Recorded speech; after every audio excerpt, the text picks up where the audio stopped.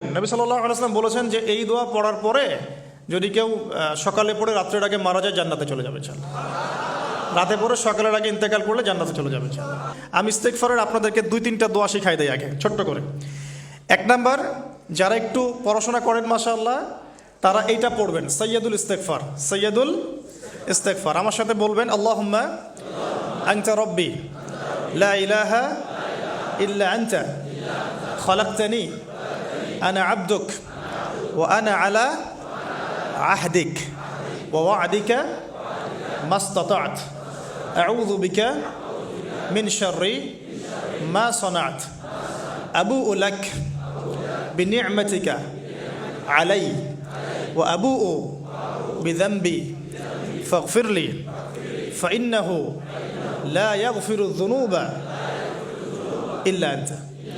এই যে আমরা গত লেকচারে বলেছিলাম যে আমাদের ইবাদতগুলো অন্তঃসার শূন্য হয়ে যাচ্ছে এই কারণে, বিকজ আমরা অর্থটা বুঝি না।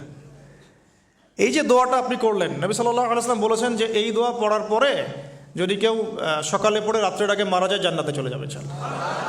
রাতে পড়ে সকালের আগে ইন্তেকাল করলে জান্নাতে চলে যাবে ইনশাআল্লাহ।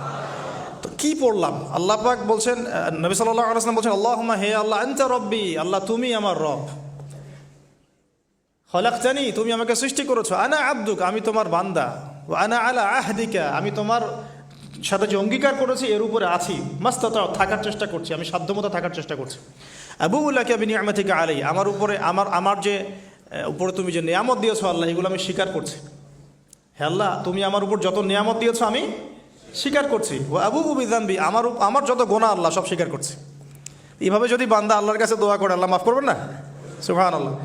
ফাগফিরলি আল্লাহ আপনি আমাকে মাফ করুন, ফাইন্নাহু লা ইয়াগফিরু যুনুবা ইল্লা আনতা কারণ আপনি ছাড়া যুনুব কেউ ক্ষমা করতে পারেন। ব্যাস এইভাবে বুঝে বুঝে এটা যদি না পড়েন অ্যাটলিস্ট এতটুকু, আস্তাগফিরুল্লাহাল্লাযী লা ইলাহা ইল্লা হুয়াল হাইয়ুল কাইয়্যুম ওয়া আতুবু ইলাইহি, এইটুকু।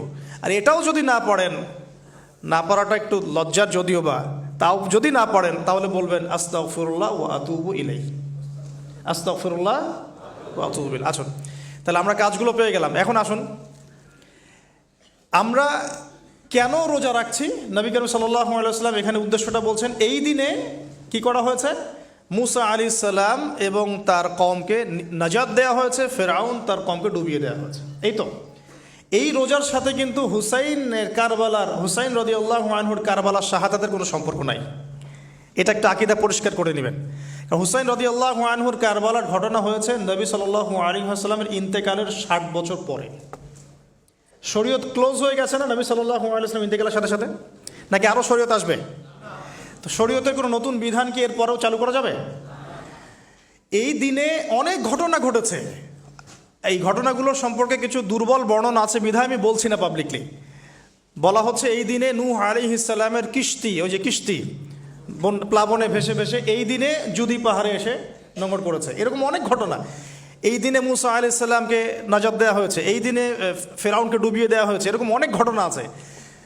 কিন্তু এই দিনে রোজা রাখার উদ্দেশ্য হচ্ছে এই নাজাতে মুসা। এইটা হুসাইন রাদিয়াল্লাহু আনহুর শাহাদাতের কষ্টে রাখছি না আমরা, ওইটা আমাদের জন্য আরেকটা জায়গা। ওই জায়গাটা নিয়ে যে হুসাইন রাদিয়াল্লাহু আনহুর শাহাদাত, ওইটা থেকে শিক্ষাটা আমার কি?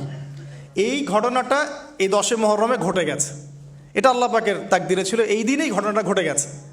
এই ঘটনা ঘটার আগেই নবী সাল্লাল্লাহু আলাইহি ওয়াসাল্লাম রোজা রাখতেন। এমন না যে এই ঘটনা ঘটার পরে সাহাবীরা রোজা রাখা শুরু করেছেন, ব্যাপারটা কি তাই না? মূল জিনিসটা বুঝি, তারপর হুসাইন রাদিয়াল্লাহু আনহুর শাহাদাতের দিকে যাবো ইনশাআল্লাহ। আমরা দোয়া করি আল্লাহ পাক আমাদের সবাইকে হুসাইন রাদিয়াল্লাহু আনহুর মতো সাহস, কারেজ দান করুন, তাদের মতো বীরত্বপূর্ণ ঈমান দান করুন, এবং জুলুমের বিরুদ্ধে তার মতো দাঁড়িয়ে যাওয়ার মানসিকতা দান করুন। আল্লাহ পাক সারা দুনিয়া থেকে ইয়াজিদদেরকে ধ্বংস করুন, এবং রাসূল সাল্লাল্লাহু আলাইহি ওয়াসাল্লামের কলিজার টুকরা নাতি হুসাইন রাদিয়াল্লাহু আনহুকে আল্লাহ পাক জান্নাতের উচ্চ মর্যাদা দান করুন। তো এখানে দেখুন মুসা আলাইহিস সালামের নাজাতের সাথে আশুরার ঘটনা জড়িত। আর একটা কথা আমি বলে দিই, মুসা আলাইহিস সালাম, তার কওম, ফেরাউন এবং শেষ জামানা দাজ্জাল, জেরুজালেম, ইহুদি, এদের সবার সাথে একটা যোগসূত্র আছে। একটু বোঝার চেষ্টা করবেন। আবার বলছি, রোজাটা রাখছি আমরা আশুরার স্মৃতিতে, ওই স্মরণে। এই আশুরার দিন এর ঘটনা মুসা আলাইহিস সালামের কওম, ফেরাউন, বনু ইসরাইল, এখনকার জেরুজালেম, জিউসদের উত্থান, শেষ জামানা, এই প্রত্যেকটা বিষয় কানেক্টেড আছে। আমি জানি না কিভাবে আমি শব্দ নিয়ে আপনাদেরকে বোঝাবো। কারণ আমি এখনগুলো লেকচারগুলোতে বলি যে আমি লাস্ট 3-4 বছর থেকে একটা প্রবলেম ফেস করছি। অনেক কিছু বুঝতে পারছি কিন্তু আমি আপনাকে বোঝাতে পারছি না। আমি কোন ভাষা প্রয়োগ করব বা কিভাবে সিকোয়েন্স সাজাবো আমি আসলেই বুঝতে পারছি না। বিশ্বাস করেন, এগুলো শুধু বাইরের কথা বললাম, ভিতরে এমন অনেক কথা আছে যার 30 থেকে 40% আমি বলতে পারছি, বাকি 60% কথা আমি বলতে পারছি না। এখন আপনি ইন্টেলেকচুয়াল অডিয়েন্স হয়ে বুঝে নিয়েন যে কেন বলতে পারছি না, কেন বলতে পারছি না, কী কারণে, এটা আপনাদেরকে বুঝে নিতে হবে।